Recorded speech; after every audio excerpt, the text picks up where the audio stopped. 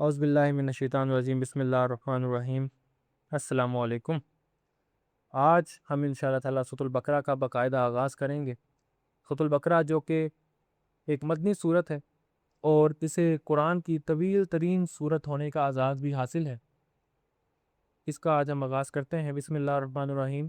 الف لام میم۔ الف لام میم یہ حروف مقطعات ہیں۔ حروف مقطعات ان حروف کو کہتے ہیں کہ جنہیں علیحدہ علیحدہ پڑھا جاتا ہے۔ مثال کے طور پر الف لام میم یہ 3 حروف ہیں، ان کو ہم نے علم نہیں پڑھا، ان کو ہم نے کیا پڑھا ہے؟ الف الگ، لام الگ اور میم الگ۔ اسی طرح الف لام را اور اسی طرح قاف۔ ان حروف مقطعات کے اوپر یہ جاننے کے لیے کہ آخر ان کے کیا معنی ہے ان کے، ہمارے جو محققین ہیں انہوں نے بہت کام کیا ہے۔ البتہ آج ہم اس کام کو ڈسکس نہیں کریں گے کہ آخر ہم نے کتنا کام کر لیا ہے اور کہاں تک ہم پہنچے ہیں، کیونکہ یہ بات تو ثابت ہے کہ قرآن کے اندر کوئی بھی چیز بے مقصد نازل نہیں کی گئی، کوئی بھی بات بے مقصد نازل نہیں کی گئی۔ اور نہ صرف قرآن میں، اللہ کا کوئی بھی کام بے مقصد نہیں ہوتا، وہ جو بھی کام کرتا ہے کسی مقصد کے لیے کرتا ہے۔ تو یقیناً ان حروف کا بھی کوئی مقصد ہوگا جو اس نے انہیں نازل کیا ہے۔ آخر وہ کیا مقصد ہے اس کے اوپر کام کیا گیا ہے، لیکن میں پھر یہی کہوں گا کہ آج ہماری وہ گفتگو کا موضوع نہیں۔ انشاءاللہ تعالیٰ اس کے اوپر ہم الگ سے کسی اور دن بات کریں گے۔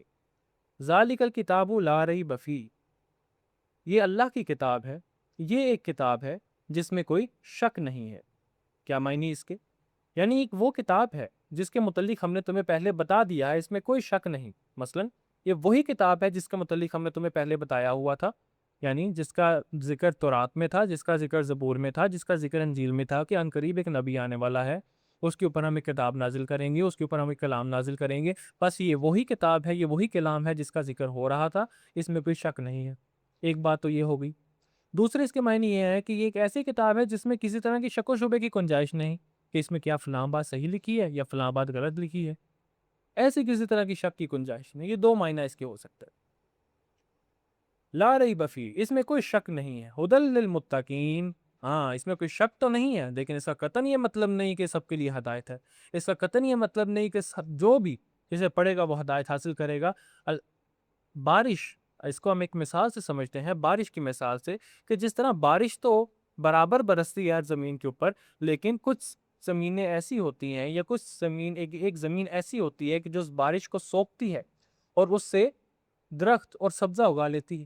دوسری قسم کی زمین وہ ہوتی ہے کہ جو بنجر ہوتی ہے، چٹیل ہوتی ہے، جب اس پہ بارش برستی ہے تو اسے رتی برابر بھی فرق نہیں پڑتا۔ تو یہی حال انسانوں کے دل کا ہے۔ قرآن تو سب کے لیے ہے، ہدایت ہے، لیکن حاصل وہی، اس ہدایت سے فائدہ وہی اٹھا سکیں گے کہ جو متقی ہیں، جو پرہیزگار ہیں، جو ڈرنے والے ہیں، جو اس ہدایت سے فائدہ اٹھانا چاہتے ہیں، یہی وہ لوگ ہیں جو اس سے فائدہ اٹھائیں گے۔ تو ھدی للمتقین، جو واقعتاً روشنی سے فائدہ اٹھانا چاہتے ہیں، جو واقعتاً آنکھیں کھول کے سورج کی روشنی کو دیکھنا چاہتے ہیں، ان کے لیے ہدایت ہے۔ جو سورج کی روشنی کو دیکھتے ہی آنکھیں بند کر لینا چاہتے ہیں، ان کو اوپر اس کا کوئی اثر نہیں۔ ھدی للمتقین، یہ ہدایت ہے متقیوں کے لیے، ڈرنے والوں کے لیے۔ الذین یؤمنون بالغیب، اچھا اب یہ جو ہے متقیوں کی کچھ نشانیاں آ رہی ہیں۔ مثال کے طور پر ابھی ہم نے بات کی کہ ہدایت ہے متقیوں کے لیے، تو کیا کون ہے وہ متقی لوگ؟ کوئی نشانیاں بھی تو ہوں گی نا، کسی طرح کے کوئی ہمیں پتہ تو لگے نا کہ کیا ہم بھی وہ ان متقیوں میں سے ہیں کہ نہیں۔ تو اللہ تعالیٰ بتا رہا ہے کہ کون ہے وہ متقی لوگ۔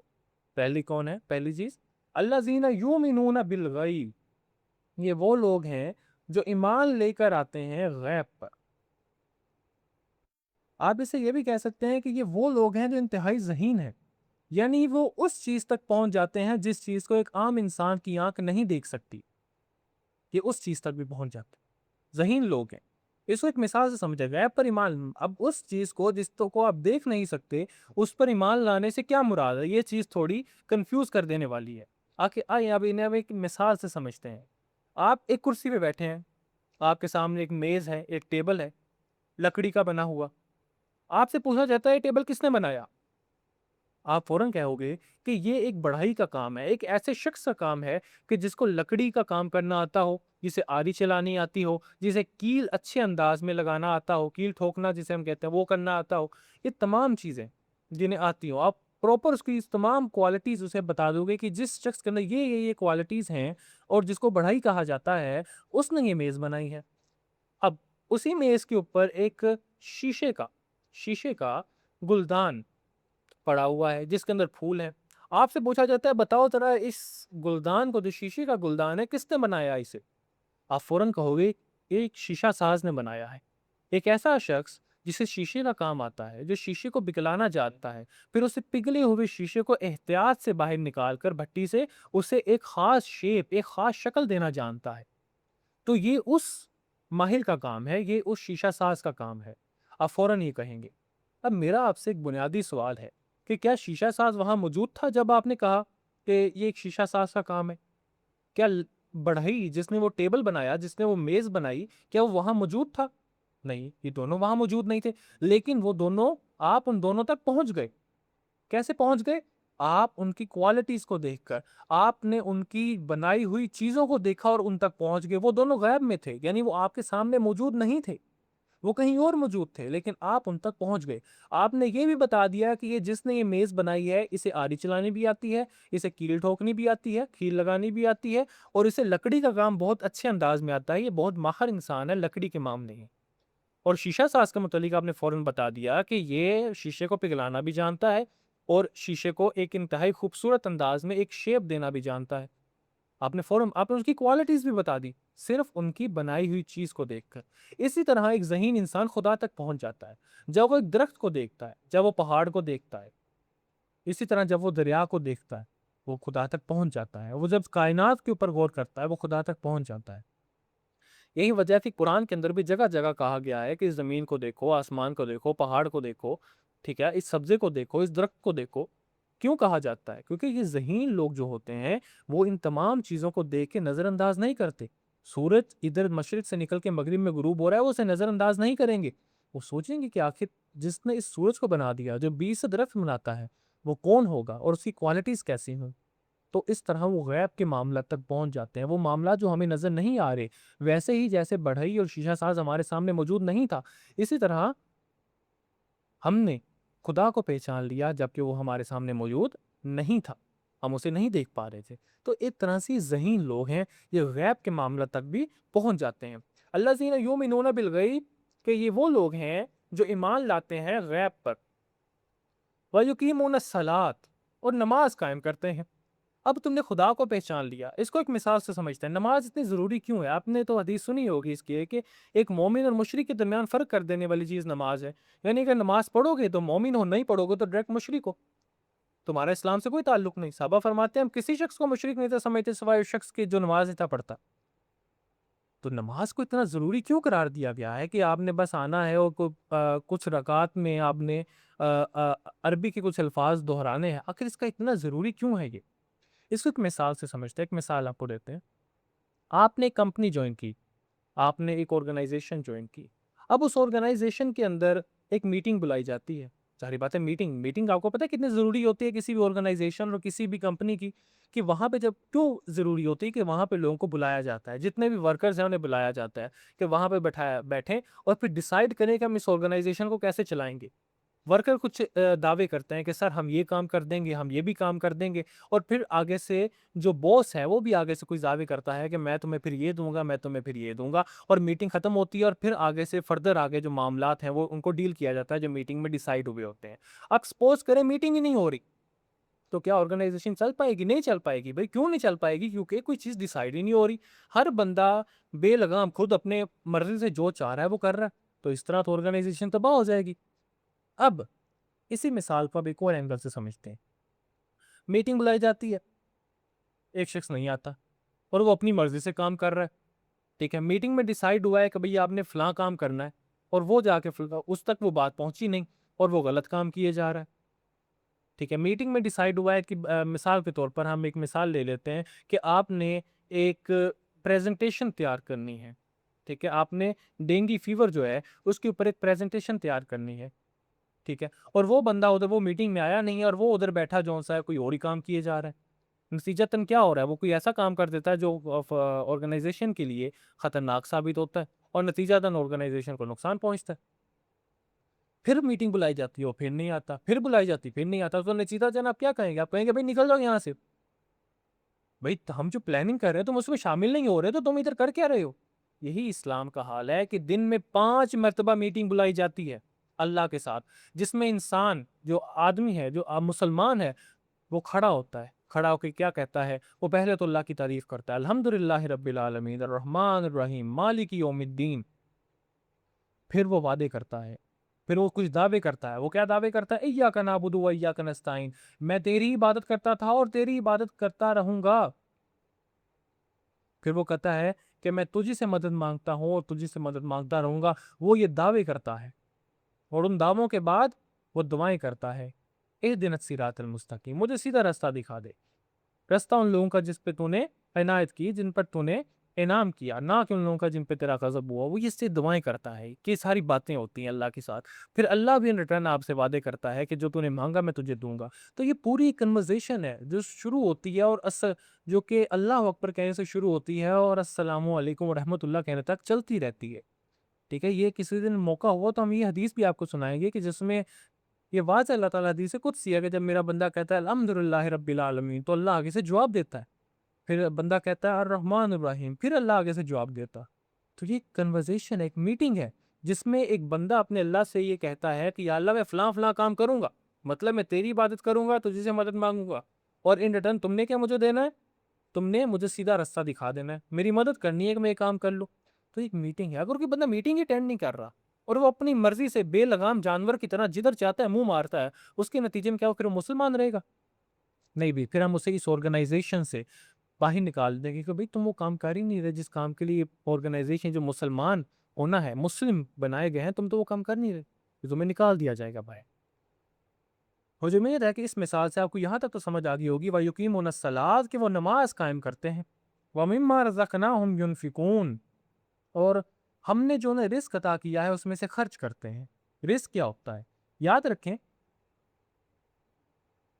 کہ ہمارے ہاں رزق جو ہے، ہم انہی چیزوں کو سمجھتے ہیں کہ جو کھانے پینے سے جن کا تعلق ہے یا جن کا تعلق مال و دولت کے ساتھ ہے۔ یہ رزق صرف یہ رزق نہیں ہے، ہر وہ چیز جو تمہیں عطا کی گئی ہے وہ رزق ہے، وہ کھانا پینا ہو، وہ تمہاری خوراک ہو، وہ تمہاری دولت ہو، یا وہ تمہاری صحت ہو، یا وہ تمہاری خوبصورتی ہو، یا وہ تمہاری آواز ہو، یا وہ تمہاری سمجھنے کی یا دور اندیشی ہو، یا سوچنے سمجھنے کی صلاحیت ہو، یہ تمام تمہیں عطا کیا گیا رزق ہے۔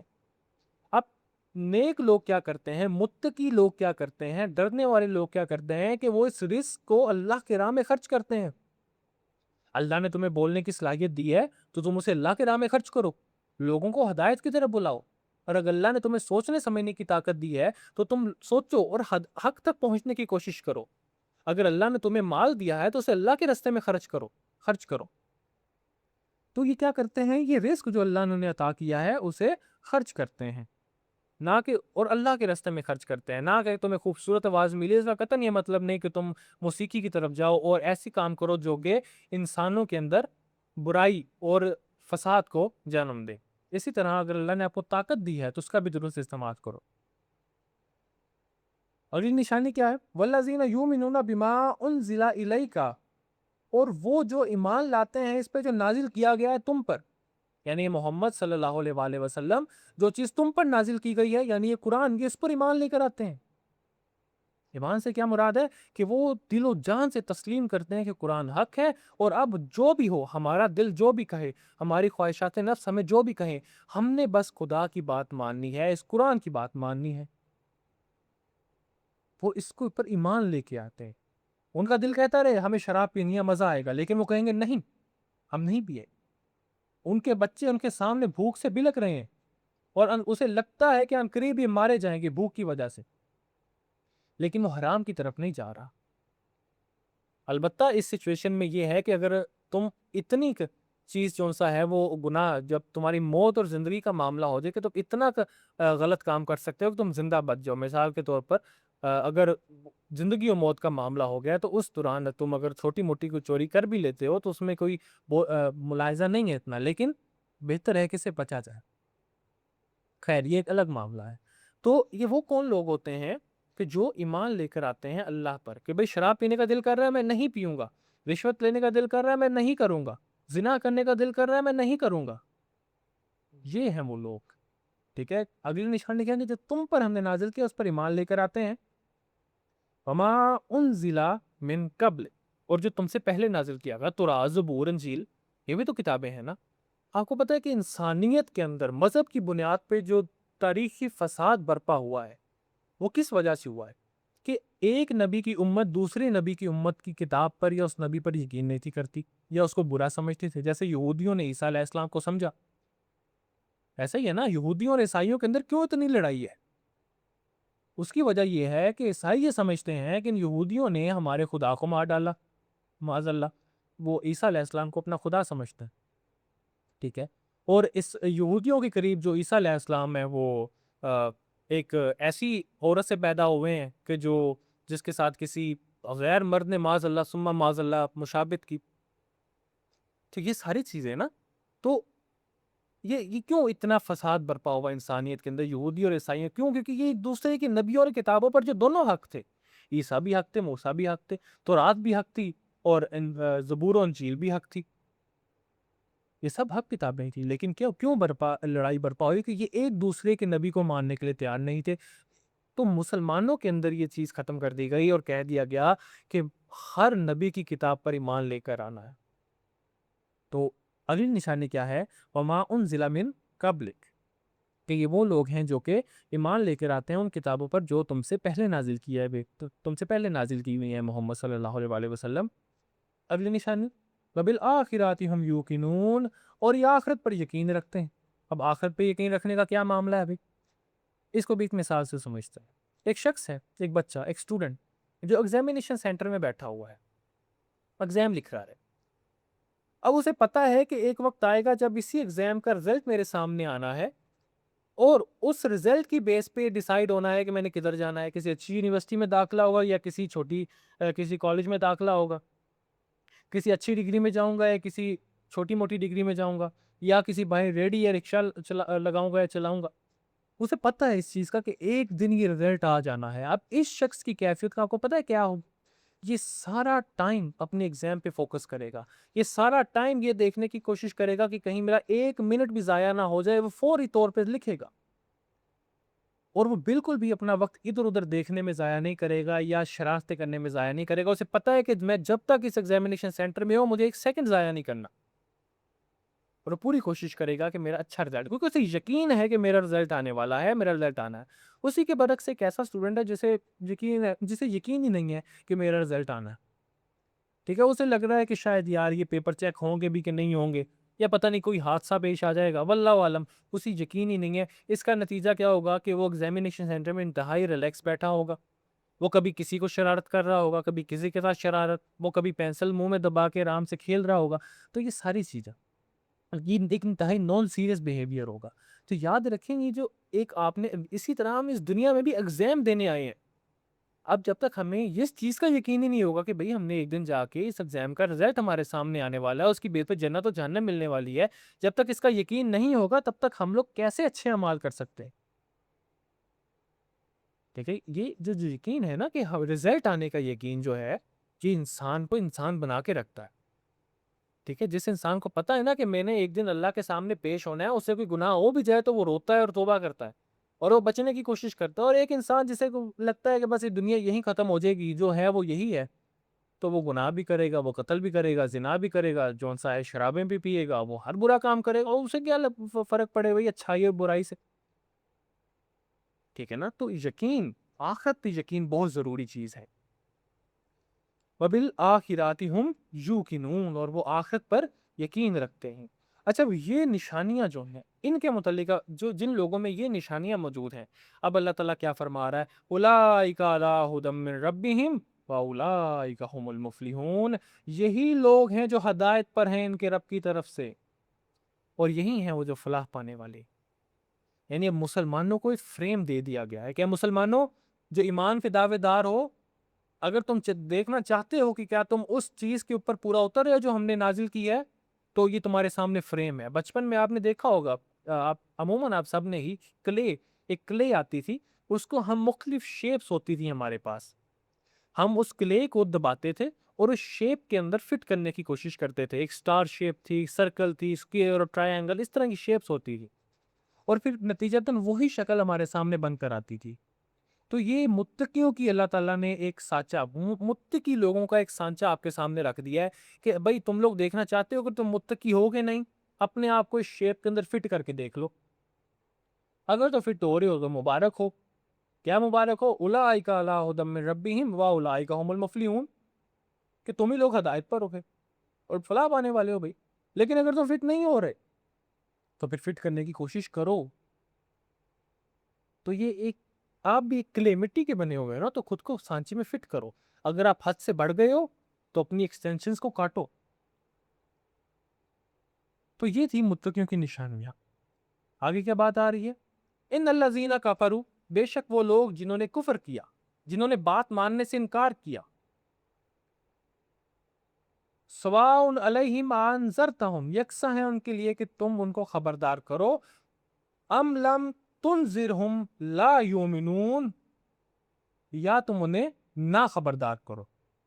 لا یؤمنون، وہ ایمان نہیں لائیں گے، وہ تمہاری بات نہیں مانیں گے.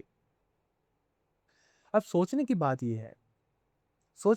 یہ ہے کہ آخر انسان اس قدر ڈھیٹ کیسے ہو جاتا ہے کہ اسے حق بات بتائی جائے، اسے بتایا جائے کہ کسی کی بیٹی کے ساتھ ریپ کرنا برا ہے، اسے بتایا جائے کہ بچی کو زندہ دفن کرنا برا ہے، اسے بتایا جائے کہ فحاشی اور عریانی برا ہے، بری بات ہے، وہ پھر بھی یقین نہ کرے.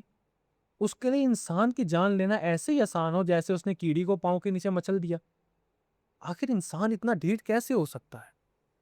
اس کے پیچھے ہم اس کو بھی ایک مثال سے سمجھتے ہیں. ایک باڈی بلڈر ہے، ایک جم جانے والا شخص ہے. شروع میں جب وہ نیا جم گیا تھا تو اس سے جو وزنی جو ویٹ ہیں 50 کلو گرام 60 کلو گرام کے، وہ نہیں اٹھائے جاتے تھے. اس نے 5 یا 10 کلو گرام سے سٹارٹ کیا.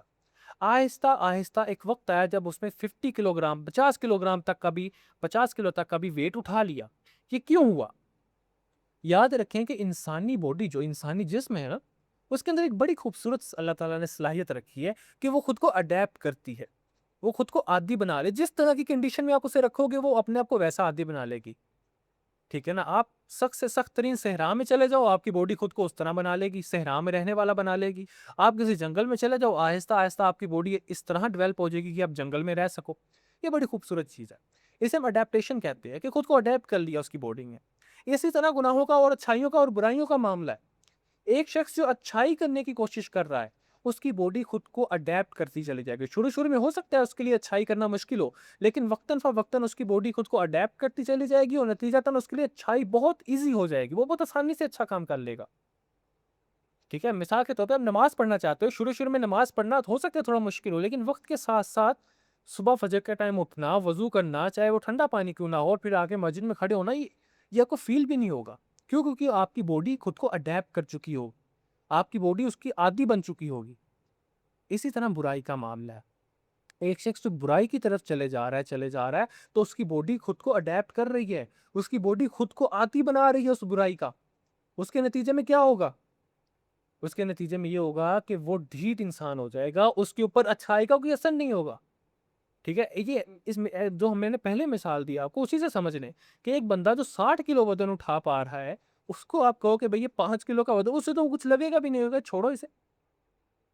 ٹھیک ہے نا؟ اسی طرح جو برائی میں حد سے بڑھ گیا ہے، اس کے لیے واپس آنا اور پھر اچھائی کی طرف جانا بہت مشکل ہو جائے گا.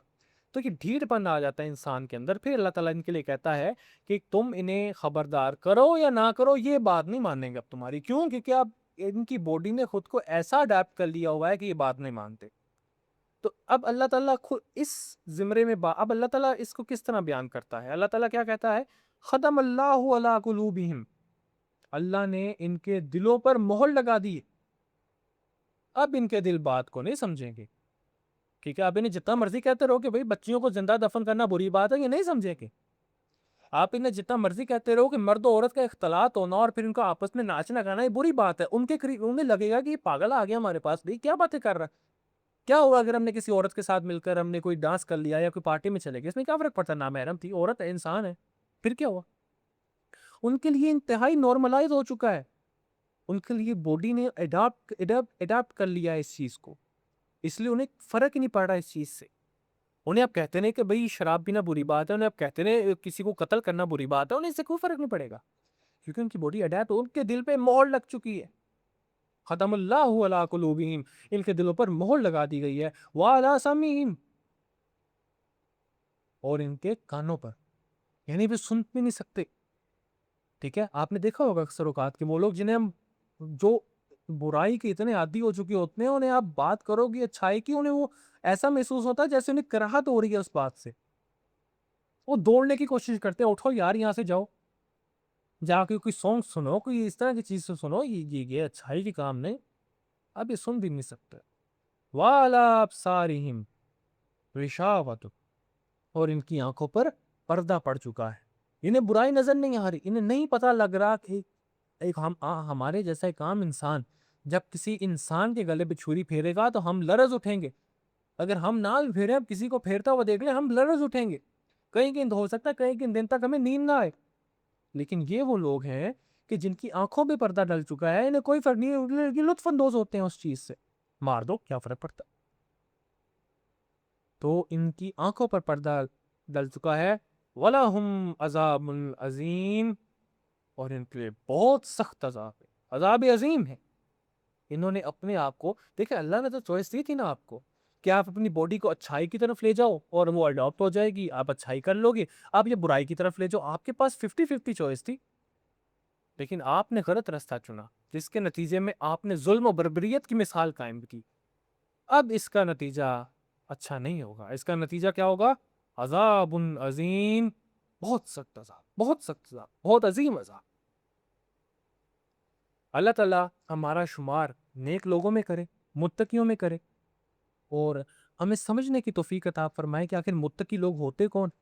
اور یہ جو نشانیاں آج ہم نے متقیوں کی بیان کی ہیں, ان نشانیوں میں خود کو فٹ بٹھانے کی اللہ تعالیٰ میں توفیق عطا فرمائے, اور ہمارا شمار ظالموں میں اور کافروں میں یعنی انکار کرنے والوں میں نہ کرے. آمین ثم آمین یا رب العالمین. جزاک اللہ خیر. انشاءاللہ تعالیٰ نیکسٹ ٹائم ہم اگلا رکوع کریں گے. السلام علیکم ورحمۃ اللہ.